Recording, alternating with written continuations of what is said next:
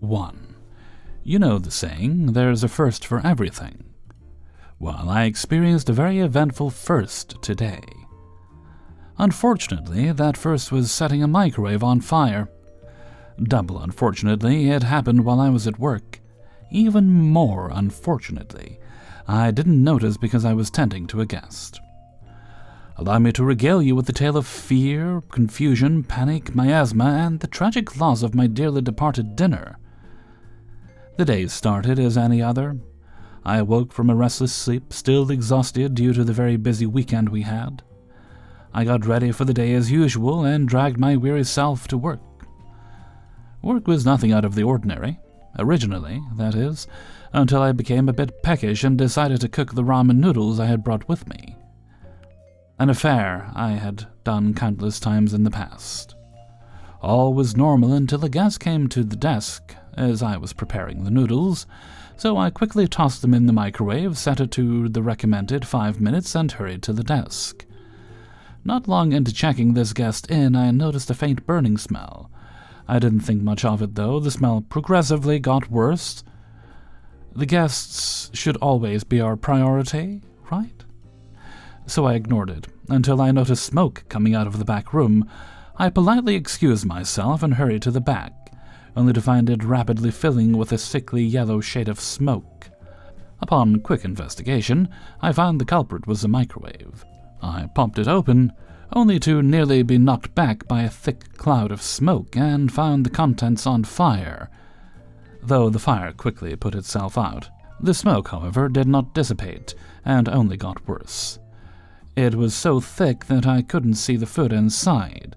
Seeing no immediate danger to the hotel, I closed the microwave, closed the door to the break room, closed the door to the back room, and got back to the guest with a simple explanation of, the microwave didn't like what I put in it. I had to do a few check-ins, and each guest commented on the burning smell. A few people, including me, were coughing a bit due to the smoke irritating our lungs. When I was finally able to get back to the matter at hand, I found the back room had partially filled with the smoke. The entire upper part of the room had a thick layer of it wafting around. I tried to open a window, but found it didn't open. Thanks, hotel safety. So I did what I could by opening up every door in the hotel that leads outside, and strategically placing fans to blow the smoke out of the building. By some miracle, the smoke detectors didn't alarm, which honestly I should talk to my bosses about because they absolutely should have. When I got back to the microwave, I finally discovered the error of my ways. My absolute blunder. In my haste to assist the guest, I forgot to put water in the bowl of ramen noodles. I grabbed the still slightly smoking but no longer hot bowl and hurried outside with it, where I promptly threw it in the dumpster. I doused the lobby in an unhealthy amount of air freshener and turned on a wax melt we had in the back to try to mask the smell, though it tragically did not assist the situation much. All day, guests commented on the smell of burning popcorn, burning toast, burning cookies, and I had to keep my silly little customer service smile on while dying a bit inside with the knowledge that, no, I had just foolishly lit a bowl of dry ramen noodles on fire. I decided that perhaps I could not be trusted with a microwave today, and instead decided to just order DoorDash instead. Thankfully, the smell has gradually dissipated throughout the day, though I fear the microwave will never truly recover from the horrors it has witnessed. 2. For context, I work at a 2-star hotel. Rhymes with Mosi brand. I've been here for close to 2 years, and I've dealt with a fair share of assholes. Tonight's idiot, however, was exceptional. Raggedy, aggressive, unpolite, he comes in and demands the long-term rates.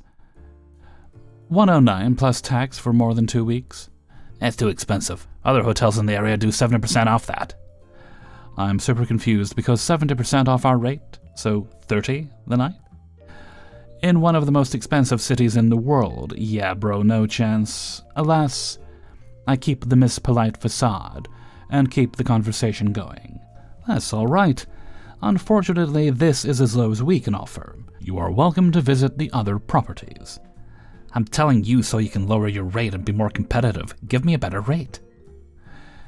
If you are not comfortable with our rate, you are welcome to look somewhere else. I'm not leaving. I need a better offer. Please leave the property or I'll call the police. Fuck you, bitch. No, fuck you, I say while dialing 911 frantically, while he keeps calling me a bitch, saying that he will get me fired and he will have me out of the property tomorrow morning. While I get that I overreacted, Hellfreezer's note, nope. Why is it that they get to offend us first, but when we reply back with the same intention, they lose it? Anyway, I stayed on the phone while he kept verbally abusing me. The dispatcher refused to help as, since he didn't physically assault you or threaten your life, there is nothing I can do. The guy left, because some people entered the lobby, and I guess he wanted to save face. I cried once he was gone. Thankfully, my manager came to replace me as I was too shaken to continue working. End of rant. I'm in Canada, and I've called the police before when I've trespassed people, and they always show up. This is the first time a dispatcher refused to send someone, so I'm not sure if it's lack of resources or pure laziness. I just hope that that guy never shows up again. If he does, I'll just hide in the back office and call the police. Thankfully, he has been DNR'd. 3. So I work at a chain hotel in the UK. We have a restaurant attached that is mostly populated by business guests who don't have time to go out into town. Today I had 2 gentlemen who seemed like they work for a very well-to-do recruitment company in the restaurant. They seemed fairly sound, if a bit snobby. They were quite dismissive of me and my colleague, and constantly demonstrated they had no idea they were in a chain hotel littered with red tape and bureaucracy, rather than something like a small independent hotel or a 5-star hotel, where there is much more flexibility for bespoke treatment of guests. The first red flags were, they were under the impression that the business had already paid for the room, even though there was no payment information on the system, and no authorization to use the credit card that had been put down for the deposit. They very begrudgingly paid for their rooms. Walked straight into the restaurant and sat down, ignoring the giant "Please wait to be seated" sign, and the fact that guests are asked at the desk what time they want to eat, to avoid overwhelming our one chef. As is the case with business guests, they are quite easy to annoy, so I decided to give them some free coffee with their meal. They did ask for it, and I told them I'd waive it, to score some brownie points. They sat in the restaurant for ages, while we were quite busy at the desk, only 2 of us on shift, and serving other people. At around 10 p.m. I noticed they'd both disappeared, so I went up to one of their rooms and heard the TV was on. I knocked on his door, and when he responded, I apologized for disturbing him, and explained that he'll need to come down and pay his tab, as we can't just charge it to his room. Our system doesn't work that way. Well, I got yelled at about how it's ridiculous and he's trying to sleep, followed by me hearing him rush across the room to lock his door, like I'm just gonna enter a guest's room without permission. I told him if there was any other way I wouldn't have come up, to which he responded with a few expletives and refusing to come down, and "I'll sort it in the morning." I once again tried to explain that our system doesn't work like that, and we can't run end of day if he doesn't pay, at which point he just starts yelling about how there's no way I could make him come down, so I just left and informed my shift manager that he refused to pay. Honestly, fair play if it was really late at night, but 10 p.m. isn't exactly arse crack of dawn. Plus, his TV was on, and it can't have been more than half an hour after they left the restaurant. In the end, we voided his meal, but printed a copy of the check first, and informed the morning shift manager that he shouldn't be allowed breakfast without paying what he owes for last night. The thing that annoys me the most here is that all the dude had to do is literally just ask one of us if it's possible to charge their meals to his room he was paying for his colleague, to which the answer would have been no, at absolutely no fault of the employees at the hotel, because we have zero control over the revenue systems. And if there's a variance, it's our fault. He was made fully aware at check-in that there was no card attached to the booking, so even if we allowed for charging meals and supplements to rooms, we wouldn't have been able to do it. But this entitled baby doesn't have the first clue about how these things work, and will lash out at people that are just trying to do their job because he needs to put on some pants and come downstairs for 2 minutes. I saw him later that day when I was on shift, to which he said to me, "Last night I was tired and in my shorts, so you probably wouldn't have wanted to see that." Clearly trying to play it off as a laugh, to which I apologized for disturbing him but told him it wasn't my decision at the end of the day. 4. Today was a wild day for me, as I have never had a guest behave so childish in my life. Another day of proving a beachfront boutique property would change the type of guests I experience. My first check-in of the day, this old fuck, Duke, arrives, and his energy is pretty standard. A guy walking in, light smile, seems eager to start his stay. "Hello, sir, checking in." "Yes?" "Duke." "All right, I see your reservation here. I just need a credit card and ID, please." This is where the vibes go all the way off. "What do you mean an ID? I don't have one." I start staring at him a little unsure of what to say, because how do you not go anywhere without your ID? He then pulls out paper and says that this is his driver's license, as his wallet was stolen. The paper he provides me is a temporary driver's license from Ontario. I live in Florida. I have never seen a temporary driver's license from Ontario, much less anyone from Ontario in my life. "I'm unsure if I can take this, sir. Let me double-check with my manager." "No, I'm in a rush. I'm late for a meeting that started 10 minutes ago. Just check me in." "I need to verify your identity, sir. It will only be a brief second." I head to my FOM's office to verify. I warn her the guy I'm dealing with is a piece of work, but she is unable to come out, as we had a very busy day today. Wedding rehearsal, corporate conference that is unrelated to this guy, and just weekend travelers from up north. I continue the check-in process after she gives me the go-ahead. However, I'm in malicious compliance mode. I'm doing the check-in pamphlet and check-in process as fast as I can to get this man away from me and out of my sight, all while he's still berating me. "All right, sir, you're all set for check-in. Is this your first time with us?" "No. What's my room number?" 222. "All right, where's that?" I begrudgingly get him a map and show him where he's going. We have 3 buildings on property that are partially separated. Think of a U-shape. He is still berating me, screaming he has no time. At this point, the lobby starts filling up with a lot of guests who are ready to check in, and I continue with the next guest. We both give a yikes look and keep it pushing. In the middle of authorizing a credit card for incidentals, Mr. Duke comes back to the lobby. "Hey, nice room. If only I had some fucking keys."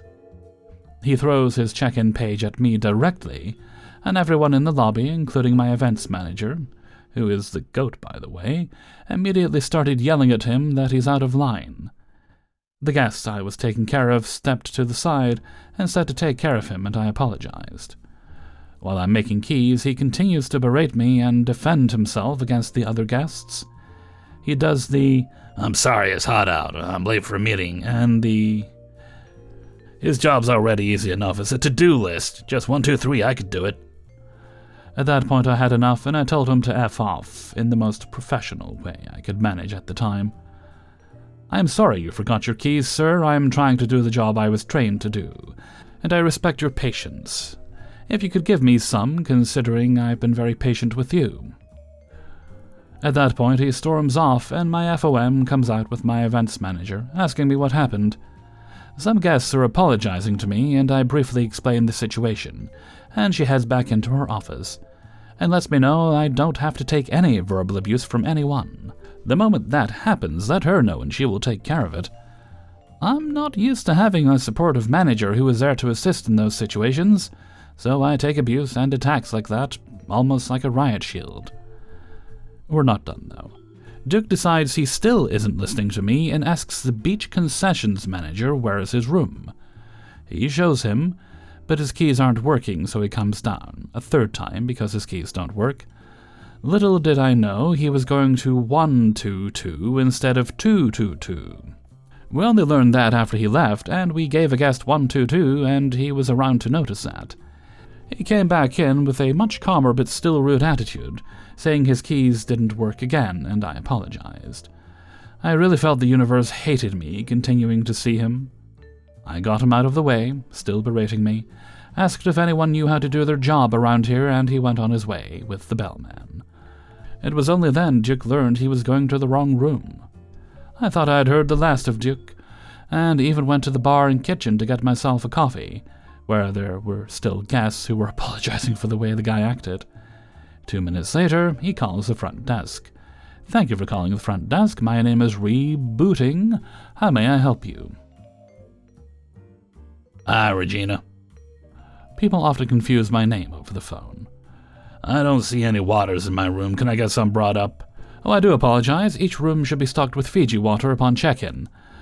Let me let my housekeeping team know. Thank you. 2 hours later. "Thank you for calling front desk. My name is Rebooting. How may I help you?" I asked for water to be brought up to my room a while ago and nothing came. Oh, I do apologize. I'll get in touch with my housekeeping department, because I was the one who personally made that service order for them. Okay. I go to check Hot SOS, our service and work order log, similar to Coahw, and housekeeping cleared that 2 hours ago. I double-check with my night housekeeping lead, and he delivered them personally. So what did we learn? Duke is an asshole and doesn't take credit for being in the wrong at all. Listen to the front desk during check-in. Don't make your lack of planning my emergency. Bring your ID to check-in. Fuck today and fuck Duke. 5. I mainly work afternoons and audit sometimes.